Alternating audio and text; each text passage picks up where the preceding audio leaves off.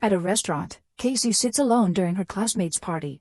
Birthday girl Claire complains about Casey to her parents, saying these are the consequences of pity and bites. She talks about the rumors surrounding Casey, like her running away from home often and causing too much trouble at school. Casey's guardian can't pick her up because the car broke down, so Claire's father volunteers to drive her home. Casey and Claire get in the car with Marcia while Claire's father puts all the gifts and leftover food in the trunk. At that moment, he's approached by someone. Claire hears a weird noise, and when she looks in the mirror, she sees the leftovers on the ground.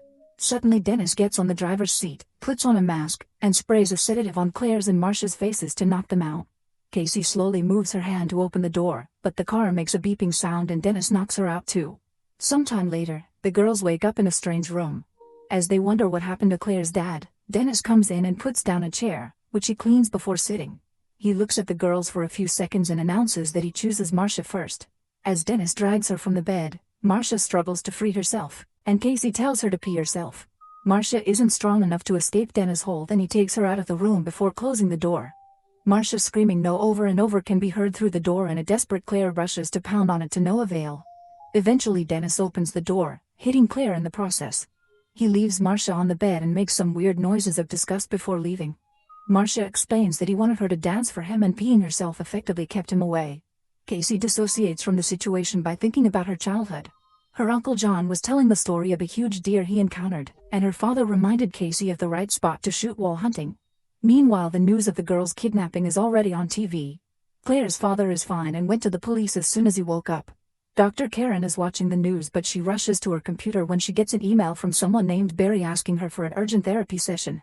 Back to the girls, Claire wants to make a plan to attack Dennis together, but Casey points out that he's so strong that he'll easily knock them down.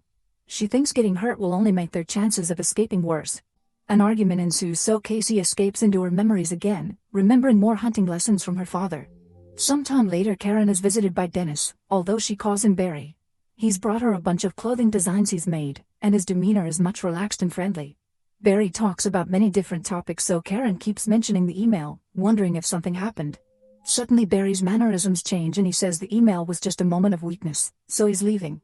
Karen is suspicious because he's not taking his sketches back, so he grabs them and thanks her for fighting for them. In the locked room, the girls are spying through the cracks in the wood and notice that a woman is talking to Dennis. Suddenly the door opens and Patricia appears, but he's just Dennis in a dress. It turns out he has dissociative identity disorder, and during his visit with Karen, he went from Barry to Dennis on the spot. Patricia promises the girls that he'll talk to Dennis and that he isn't allowed to touch them. In the meantime, Karen tries to get a spot in an important mental health conference, but she's denied because nobody accepts her research. The other doctor thinks that Karen treats Barry's personalities like they're supernaturally gifted, when it's just trauma. Karen insists she has brain scans that prove that Barry's body chemistry changes with each personality, but she's still not taken seriously. Later at home, Karen looks at all his files on Barry, revealing a particular drawing of a beast. The girls wonder if Dennis is really crazy or if it's just a plan to lower their guards. At that moment, Dennis comes in with cleaning products and makes the girls clean the bathroom.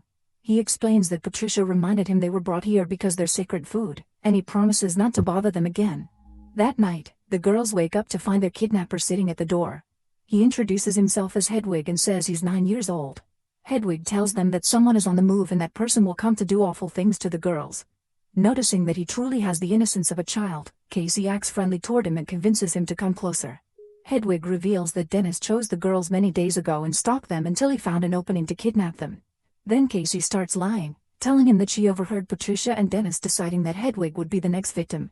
Hedwig cries because the others think he's stupid, so Casey continues the manipulation. She says that the girls are his babysitters and promises to let him watch TV, but to do that Hedwig has to get them out.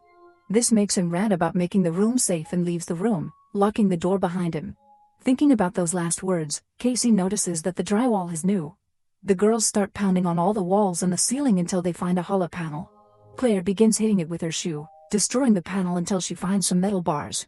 At that moment, Hedwig comes back and tries to open the door, so Marcia and Casey push it to keep it closed while Claire continues to make the hole bigger. The metal bars turn out to be a vent duct lid, so Claire removes it to climb inside the ceiling. Hedwig disappears for a few seconds and comes back as Dennis, who is strong enough to push the door open. At the same time, Claire crawls through the vents until she finds another lid, which she pushes off to fall into a maintenance room. She runs through a corridor until she finds a changing room, and when she hears a voice yelling, she hides inside a locker. Dennis runs by and Claire thinks she's safe. However, he soon appears in front of the locker and forces her to come out. Noticing the stains on Claire's sweater, Dennis forces her to take it off before locking her up in another room. Then Dennis covers the ceiling hole while telling Casey and Marcia they won't see Claire again because it'll keep them apart. Casey's shirt is dirty, so he takes it before leaving. The next day, Karen finally gets to present her research at the conference. She explains the physical differences between different identities in the same body, like one of them being allergic to something while the others aren't. She also shares the example of a patient who was writing things with both hands at the same time, but a different identity controlled each hand. Karen wonders if people with dissociative identity disorder have unlocked the potential of the brain and perhaps even discovered how to access the supernatural. Later, Barry visits Karen after sending her another urgent email. Karen can tell this is another personality pretending to be Barry, but he keeps denying it. Then Karen reveals that his guy has 23 identities and uses the knowledge she has of all of them to conclude she's talking to Dennis. She never met him before because Barry banned him since Dennis likes making girls dance for him without clothes. Dennis has OCD and Karen guessed this is him because he kept arranging her things. She also reveals that Patricia's supposed to be banned too because she's also unstable. A panicking Dennis insists he's Barry and stains his clothes on purpose before running out. Afterward, Karen checks the security cameras and sees her patient walk right through the trash. Normal people would have walked around it, so Karen concludes it was indeed Dennis trying to put up an act. In the room, Marcia wants to work together to think of a plan, but Casey is lost in her memories again. She remembers watching the deer her family killed and her father telling her that the thrill comes from outsmarting the animal. Sometime later, Casey wakes up from her nap to find Patricia in the room. She's brought food for the girls and flowers for their hair. He even volunteers to brush Casey's. Since the duo has been behaving, Patricia decides they can leave the room for a while. He takes them down a creepy corridor and into the kitchen. Marcia asks if Claire can come too, but Patricia refuses because Claire almost ruined the big reception. Then Patricia turns around to make more food. Marcia uses the chance to raise her chair and hit Patricia with it before running through another door. When Patricia tries to follow her, Casey pushes the table to block him. However, Patricia has a knife and threatens Casey until she agrees to go back to her room. Meanwhile, Marcia is stuck in another room because the next door is locked. Sadly, Patricia appears behind her and threatens her with a knife. Afterward, Patricia locks Marcia up in the room. Casey is then visited by Dennis, who tells her that the beast will come for her and asks her to take off her shirt because there are crumbs on it. After dreaming about her uncle again, Casey wakes up to find Hedwig cuddling her. He scolds Casey for her lies before explaining how the personalities work. Everyone has to wait and Barry decides who stands in the light. However, Barry lost that power because of Hedwig, who can come out whenever he wants.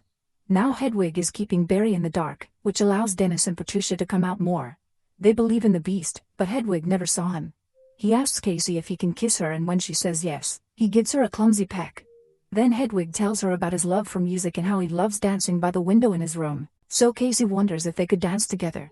However, Hedwig gets upset because he can tell she's trying to trick him again. To connect with him, Casey shares that she gets in trouble at school on purpose so she can get away from everyone when they send her to detention. This makes Hedwig agree to take her to his room, but he must wait until there's an opening. Later, Barry visits Karen, who received an email from him in the middle of the night for an emergency session. She's frustrated because he keeps talking about fabrics instead of serious things, so she brings up an incident he had at work. One day, 2 high schoolers came up to him and grabbed his hands to put them on a naughty place before running back to their friends. They were laughing because it had been a dare. All the personalities Karen met said they were fine with this silly prank, but Karen believes the incident brought back memories of the abuse Barry went through as a child. She knows she's talking to Dennis again and says she understands that he took over to protect the others. Karen has heard the stories about the beast, who supposedly is horrifying and has amazing powers. She thinks Dennis and Patricia made those stories up to keep the other personalities at bay, so again she explains she understands the need for protection and assures him she won't judge any of the personalities because she wants to help them all. This causes Dennis to stop pretending he's Barry. He explains that he and Patricia are ridiculed by the others, and that he didn't send the emails. Karen is happy to finally meet him and brings up the subject of the beast again, pointing out that nobody has ever seen him, which means this mythical 24th personality is just a fantasy to cope. When the man returns home, Hedwig takes over the body and brings Casey out to guide her to his room. He plays music and starts dancing in a disturbing way, so Casey pretends she likes it. She wonders where the window he mentioned is and he reveals he was talking about a drawing. A desperate Casey asks Hedwig to help her get out, but Hedwig says nobody will make fun of him again when the beast comes and asks Casey to return to her room. Casey starts crying as she begs for help, so Hedwig gives her a walkie-talkie. When she turns it on, she hears a voice and immediately answers. Hedwig tries to stop her, so Casey slaps him and tells the stranger about her situation. Then Hedwig attacks her with a bat, so Casey dodges it and fights with Hedwig until she can throw him off. She tries the radio again, but the man thinks this is just some prank. At that moment Patricia appears and takes back the walkie-talkie before guiding Casey back to her room. While he leaves to change outfits, Casey notices that a nail fell from the door and immediately grabs it. Then her kidnapper comes back as Dennis, who explains that the beast is a sentient creature who represents the highest form of human evolution. He considers asking Casey for her shirt but doesn't, claiming it's a sacred night. Another flashback reveals that Uncle John took little Casey to the middle of the forest so they could play to be animals. Since animals don't wear clothes, Casey agrees to take off hers, which is John's manipulation to abuse her. Later when they return to the tents, a traumatized Casey points a gun at John, who quickly takes it from her hands. In the present, Casey has a breakdown because she thinks she'll die soon. Meanwhile Karen finds dozens of emails from Barry saying they need her.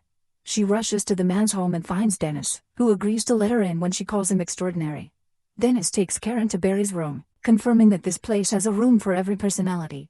He explains that he remembers all the abuse his mother put this body through and that the Dennis personality was born with OCD because keeping everything spotless would keep his mother from getting angry. Dennis also explains that he lied about never meeting the beast. The 24th personality is indeed real, very powerful, and on the move. Since Karen is getting very scared, she pretends she's very fascinated by all this and that she needs to take notes, so they should continue the chat in her office tomorrow. Before leaving she asks for the bathroom, and on her way out she puts a tissue in the keyhole. As she walks down the corridor, Karen sees a bolted door and opens it to find Claire. The girl asks for help, but before a shocked Karen can react, Dennis closes the door and sedates Karen with the spray. He then locks her up in another room. While Dennis leaves to buy some flowers, Claire talks loudly so Marcia can hear her in the neighboring room. She tells her that someone has come for them so they must find a way to escape. Searching the shelves, Marcia finds a hanger and pushes it over the door to try to get the bolt. Meanwhile Casey uses the nail on the lock until she manages to open it. She finally leaves the room but the next door is locked. She then tries the computer, however it doesn't have an internet connection. She starts opening a bunch of video files and finds a clip for each of the personalities. Barry admits he's worried because lately the others have been trying to take over. At the subway station, Dennis puts down the flowers and enters an empty train car. After taking off his shirt, his body starts going through some changes and finally becomes the beast. Suddenly he climbs on the roof and jumps off. Outside the tunnel, a police dog begins to bark like crazy. However, the beast is moving in the shadows as he crosses the neighborhood. When he reaches his home, he jumps over the gate instead of using the keys. Back to Marcia, she finally manages to reach the bolt with the hanger and opens it. In the other room Karen wakes up and starts writing a note. She's still dizzy from the sedative so her vision is blurry, but she manages to grab a knife from a table when the beast comes inside. He thanks Karen for helping them for so long and grabs her from behind, so Karen tries to stab him multiple times. However, his body has become so powerful that the knife just breaks. The beast closes his arms tightly around Karen, squeezing her until her spine breaks and she dies. Casey is still watching the videos and notices Barry taking the keys from the hanger. She goes to the same spot and finds them under a hat. Now she can finally leave the room and search the corridor for her friends. When she looks into Marcia's room, Casey is horrified to find her dead on the ground with a nasty wound on her stomach. She hears a noise in the neighboring room and opens it to see Claire, who is suddenly dragged behind some furniture. Casey takes a closer look and discovers the beast eating Claire's organs, so she rushes out and locks the door. Afterward Casey starts searching for an exit and finds Karen's body together with the note. She reads say his name Kevin Wendell Crumb. The beast easily bends the bolt to escape and comes into the next room by crawling on the walls. Casey begins repeating his real name, causing him to fall and get dizzy until he passes out. A flashback shows that little Kevin was beaten up by his mother, who would use his full name every time she scolded him. When he wakes up, Kevin is back in charge of his body. He's shocked to see Karen dead and Casey explains he killed her. Kevin cries as he asks for the date and realizes he's been in the darkness for 2 years. Tired of hurting people, he tells Casey where to find his secret gun and the bullets, asking her to end it all. At that moment the body starts jumping from personality to personality, and they all ask Casey not to kill them. Eventually Dennis takes control so Casey rushes to find the gun in the secret spot. She tries using the real name again, but it doesn't have an effect anymore. Dennis announces that the beast is ready and falls to his knees to start transforming again, so Casey leaves the room and runs down the corridor until she finds the changing room.